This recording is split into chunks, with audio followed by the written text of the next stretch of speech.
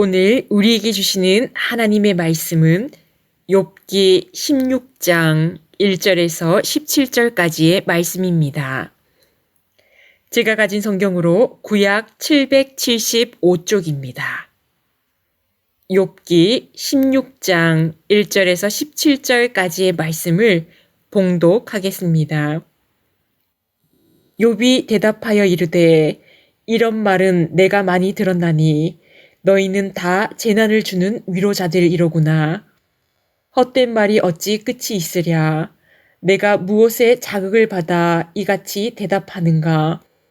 나도 너희처럼 말할 수 있나니 가령 너희 마음이 내 마음 자리에 있다 하자.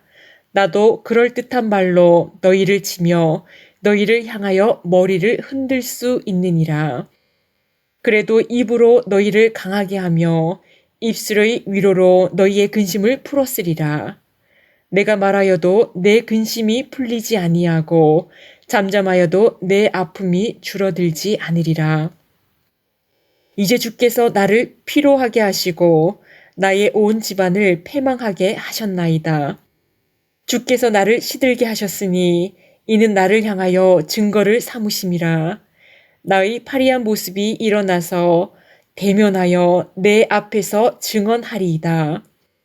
그는 진노하사 나를 찢고 적대시하시며 나를 향하여 이를 갈고 원수가 되어 날카로운 눈초리로 나를 보시고 무리들은 나를 향하여 입을 크게 벌리며 나를 모욕하여 뺨을 치며 함께 모여 나를 대적하는구나.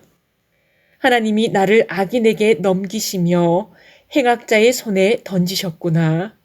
내가 평안하더니 그가 나를 꺾으시며 내 목을 잡아 나를 부서뜨리시며 나를 세워 관역을 삼으시고 그의 화살들이 사방에서 날아와 사정없이 나를 쏘므로 그는 내 콩팥들을 꿰뚫고 그는 내 쓸개가 땅에 흘러나오게 하시는구나.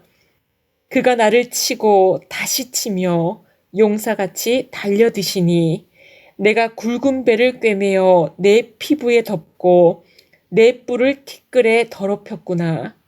내 얼굴은 울음으로 붉었고 내 눈꺼풀에는 죽음의 그늘이 있구나. 그러나 내 손에는 포악이 없고 나의 기도는 정결하니라. 아멘. 오늘 우리에게 주시는 말씀의 제목은 주님과 같은 위로자라는 제목으로 말씀을 나누겠습니다. 어느 날 유대 랍비가 제자들에게 아침을 결정하는 방법에 대하여 물었습니다. 언제가 아침이냐? 한 제자가 대답을 합니다. 멀리 있는 나무가 무화과 나무인지 대추야자 나무인지 알아볼 수 있을 때가 아침입니다. 랍비가 아니라고 고개를 가로젓습니다.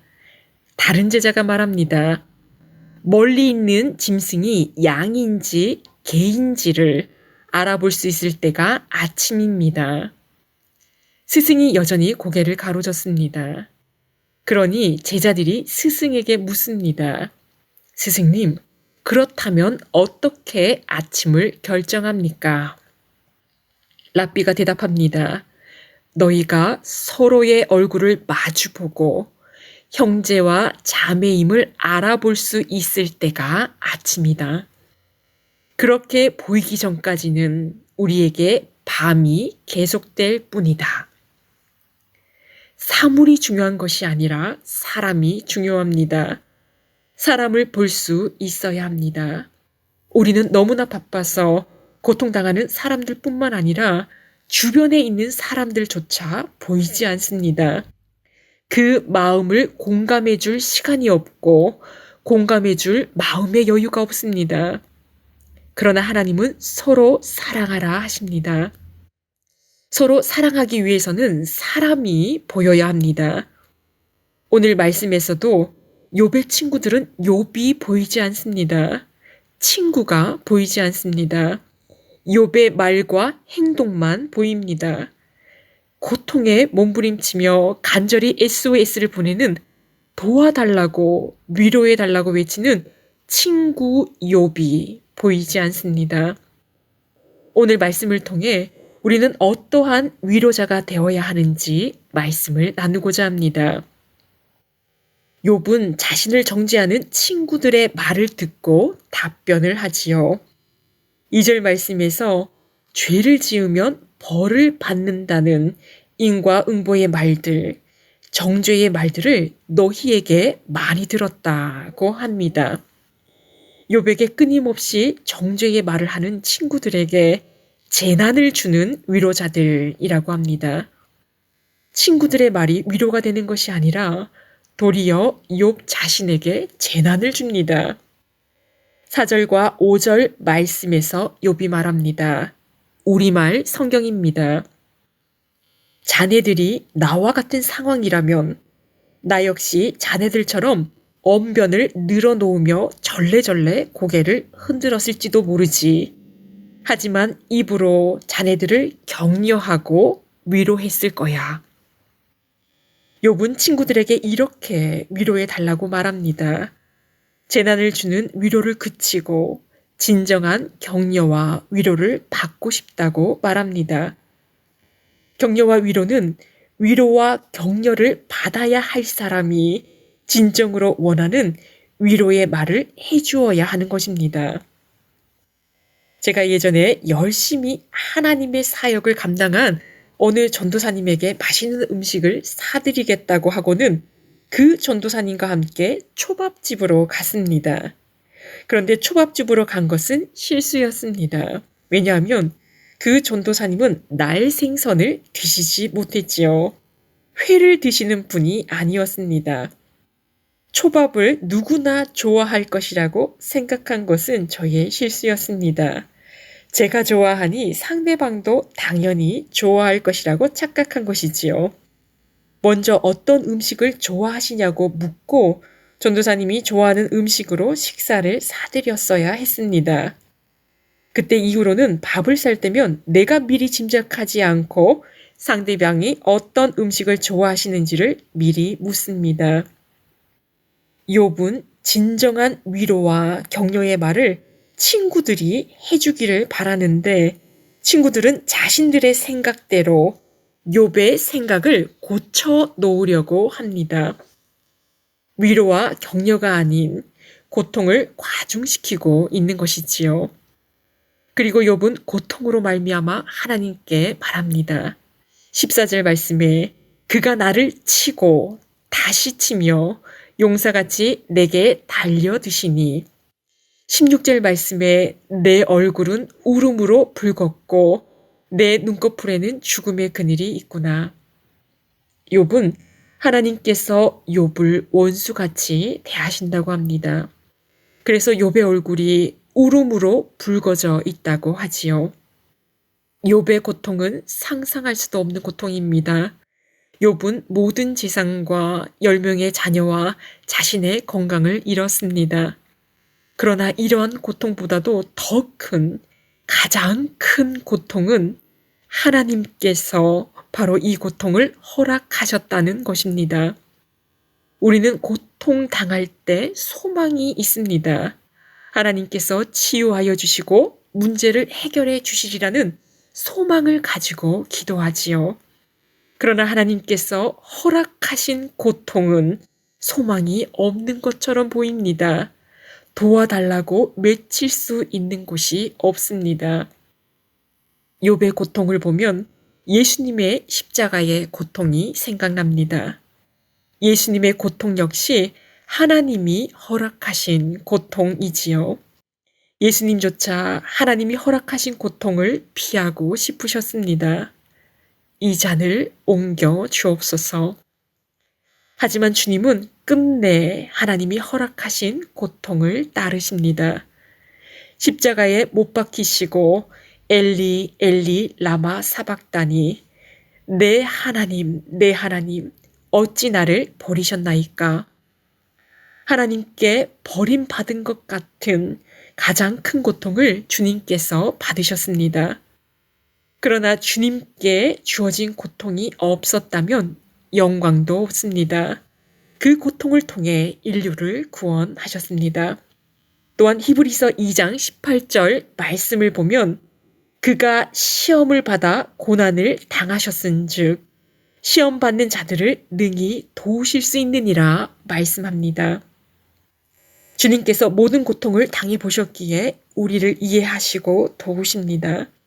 주님의 위로는 체험의 위로입니다. 하나님께서 사람으로 오셔서 마국간에서 태어나시고 자라시며 모든 어려움과 가난과 멸시를 받으시고 병으로 고통하는 병자를 고치시면서 그리고 채찍과 배신을 당하시면서 우리의 아픔을 함께 느끼시는 진정한 위로와 격려를 하십니다. 고통을 겪어보지 않고서는 진정한 위로자와 격려자가 될 수 없습니다. 욥의 친구들이 욥과 똑같은 고통을 겪었더라면 욥을 정죄할 수 있었을까요? 고통 없이 성숙함은 없습니다. 고통 없는 영광은 없습니다.